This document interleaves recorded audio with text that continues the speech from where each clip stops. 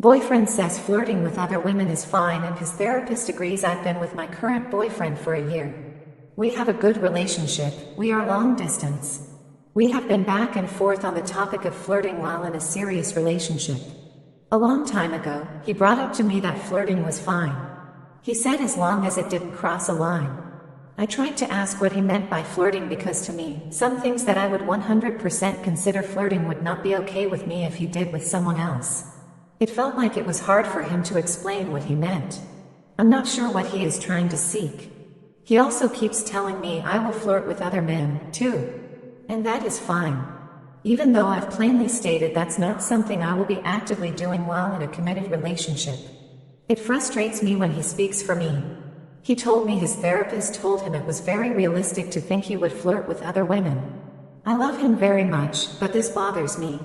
Always leaves the idea in my head that he goes and does something, which he does. We are both independent people and I have never and will never attempt to control him. I have no desire to do that. There will always be other women there he's looking at, flirting with. Ida for telling an army veteran that being one doesn't excuse him acting rudely to me. My girlfriend Lisa, 26F, and I, 26M, have been dating for some time now. She invited me to her house to meet her parents yesterday, and I agreed to that. I knew that her dad's an army veteran and she did tell me that he's rather strict, but I was not expecting exactly how stringent he was. When I arrived, I was caught up in the traffic so I was around 10 minutes late. He accused me of not being punctual and said I have raised my daughters to be strict with timings, and you apparently are not. I told him that I was stuck in traffic but he did not appear to care. Later, when they served me delicacies, I was not closing my mouth while chewing, or that's what he said. I was not chewing with it open in a rude manner, but he said I should not open it even a bit while eating as that's what's respectful or something.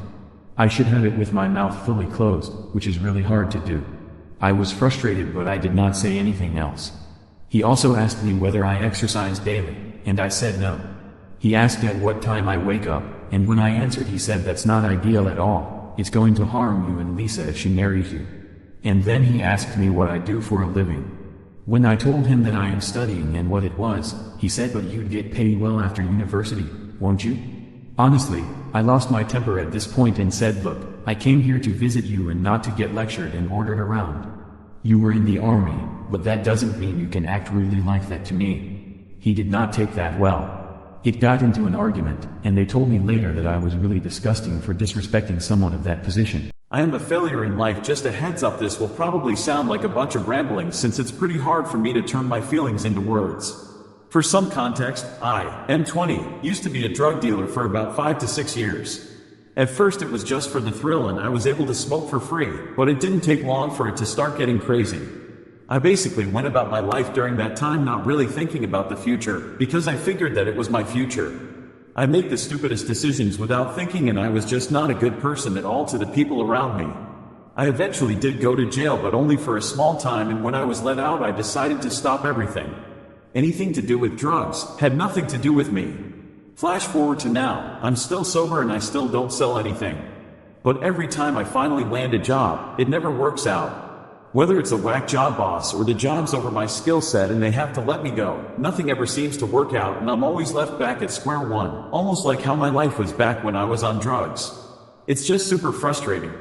I've put so much work into my sobriety and changing myself so I can be the person I truly want to be, but nothing seems to have changed and I don't even know why I try so hard sometimes. Everything in me wants to say fuck it and just go back to selling and making way more money than I would be working for some company. I just feel like a total failure in life.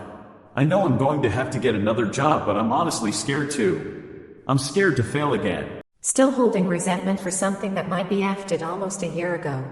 My boyfriend and I have been together about 8 months and are currently both sophomores in college. He is part of a fraternity that gets every freshman at the end of spring semester to shave their heads in support of charity. This isn't mandated, but the people who don't do it are typically ostracized. My BF and I started officially dating about a week prior to this event. I begged him not to do it. I said I'd support him either way but asked him not to and was satisfied when he assured me he wouldn't since it meant a lot to me. The day of I went to the event expecting to see him but he had skipped, so I texted him and he came. While he was there his brothers talked him into doing it. I told him the real reason for me asking not to do it. I was to buy a guy with a shaved head and the association would be in my head every time we were intimate.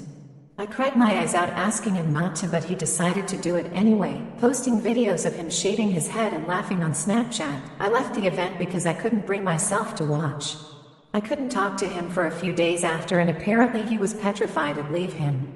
We ended up talking it out and I said I would forgive him. And I have. Mostly. But in the weeks after, it felt like I was with a stranger. When we were intimate, I'd have anxiety attacks so strong sometimes I'd throw up after. I never told him this because the decision was irreversible and I didn't want him to feel bad.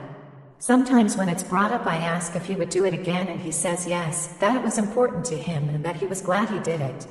I'm happy for him, but even though it's been months, sometimes I still cry about how he disregarded how I felt so easily. He's been perfect ever since, and I know it's silly to hold on to this resentment, but I just get so angry when I remember how I felt and how he did that. And I wish I could make it go away, but I just don't know how. Please don't tell me to leave him. He's a good guy and I want to spend my life with him. I just wish this wasn't a thing. Item No keeps bringing stuff I don't want into my house and I can't stand it anymore. I'm lucky as mills go and probably shouldn't complain. We get along well, I respect her, etc., except for one problem. She brings junk into my house every single time she comes. Sometimes it's cloaked as a gift. Here's a Christmas towel I got at Walmart for 99 cents. Other times it's something she desperately needs. Oh, it's so cold at your house I need to keep wool slippers here. And lately, she just sneaks stuff in.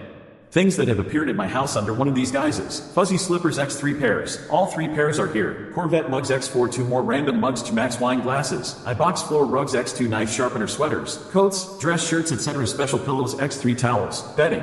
Blankets, and of course insane amounts of food we don't eat. Cheap toys for the kids. And random small stuff like hairbrushes and socks and stuff.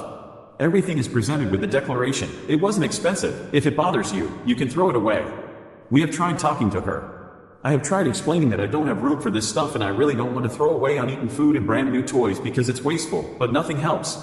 Every time it's, oh, it's just something small, or oh, it's daughter's birthday so we brought shitty apple pie. Yes, but I spent 2 days baking so she had cake and 3 special desserts. Then you guilted your son into eating 1 slice of the pie and the rest was thrown away.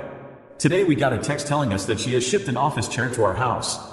Because apparently sometimes Grandpa likes to nap in office chairs and I guess the other 3 we have aren't good enough.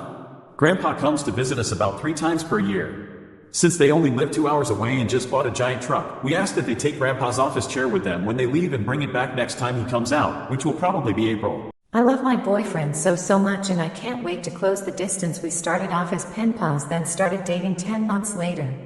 He is from Europe while I am from America, so we have quite the time gap, but on days he's not busy he stays up late to talk to me, and on days I'm not busy I stay up late and wait for him to wake up. I love him and all his flaws. When he came to visit me in America for 10 days on our 1-year anniversary, it felt so natural, there was no awkwardness at all. He cooked breakfast for me even though he didn't know how to cook. His mom is quite traditional and saw cooking as a woman's job, so she got mad whenever he would even try to cook instant oatmeal. It honestly made me feel so warm inside that he tried even though he didn't season the food. He thinks seasoning is unnecessary and found unseasoned hash browns from Waffle House to be the best potatoes ever. We tried the 1-chip challenge and I spent 6 hours in the night in pain, and he stayed up until 3 a.m. to take care of me even though he was also in pain. He threatened to call the ambulance, but I reminded him we don't have free healthcare in this side of the world. There's always something to talk about with him, and he's the perfect carefree person to my strict self. I love him so much and I plan on proposing to him when I visit him next year. Ida for telling my pregnant friend that her kid was going to get bullied for the name she plans on using. One of my friends found out she was pregnant a few months ago, and she's really excited to be a mother. I'm happy for her and think she'd make a good mom, but there's one problem. She wants her baby's name to be unique and special, but the way she's going about it is terrible. What I mean is, the name she plans on using is god-awful. If it's a boy, she's going to name him Danger, yes, spelled like that to be unique, and if it's a girl, she's going to name her Tinkerbell. I wish I was joking. I asked her if she was 100% sure, and suggested if she was dead set on those names to make them the kid's middle name. When she asked why, I told her flat out that the child would get bullied if she named them that. I know just how shitty kids can be. I got bullied for my name, and changed it when I was 19. She got really upset and told me I was being unsupportive and I was a shitty friend. She's been ignoring my texts ever since, and it's been more than a week. I'm starting to feel kind of guilty over what I said.